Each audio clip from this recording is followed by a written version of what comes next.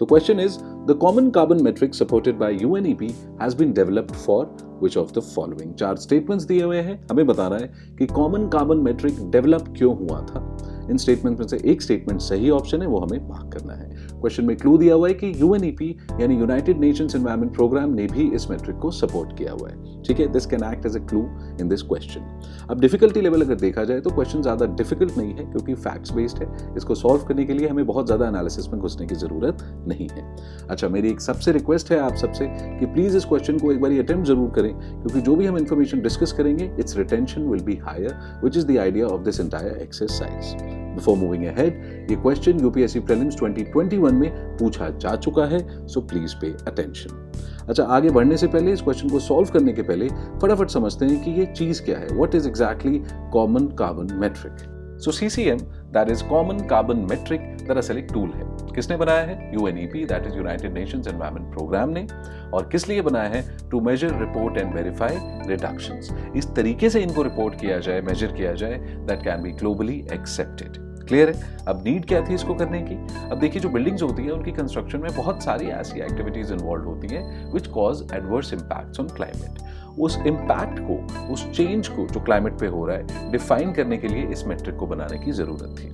Because we already know that construction sector is responsible for over 1/3 of global greenhouse gases emissions. So it's important to take care of this sector. All right. अब फायदा क्या है इस metric का? It helps develop international baselines for use by architects, designers, and the construction industry. Of course, the governments as well, and obviously reduction in greenhouse gases. अब जल्दी से एक बार देखते हैं। तो CCM क्या है? एक टूल है। किसने डेवलप किया है? UNEP ने। किस लिए डेवलप किया है? रिडक्शंस को मेजर, रिपोर्ट और वेरीफाई करने के लिए। इस तरीके से ये प्रोसेस हो ताकि ग्लोबली एक्सेप्ट हो सके।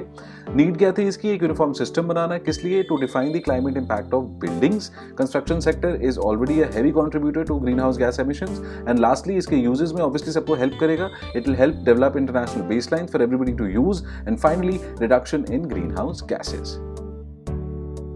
Now I got a quick question for all of you. The headquarter of United Nations Environment Program is located in which country? दी भी जो कंट्रीज है, केन्या और स्विट्जरलैंड, इनमें से यूएनईपी का हेडक्वार्टर कहां पर है? आंसर करके हमें कमेंट सेक्शन में बताएं। Now let us get back to the question. अब एक एक करके ऑप्शंस देखते हैं। पहला ऑप्शन है assessing the carbon footprint of building operations around the world. This is absolutely correct.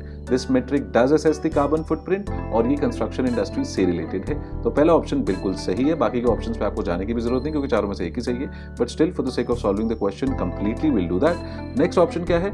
Enabling commercial farming entities around the world to enter carbon emission trading. Carbon emission trading से इस metric का कोई लेना देना नहीं है, ना ही ये कमर्शियल फार्मिंग एंटिटीज को टारगेट करता है। किसको टारगेट करता है? कंस्ट्रक्शन इंडस्ट्रीज को।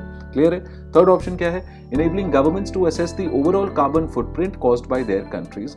This looks like a national approach while this metric is global in nature. UNEP ने इसे सपोर्ट किया है, तो ये स्टेटमेंट भी गलत है।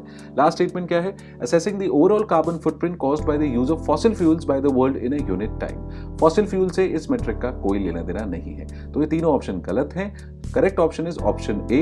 Assessing the carbon footprint of building operations around the world is what this metric, common carbon metric, does.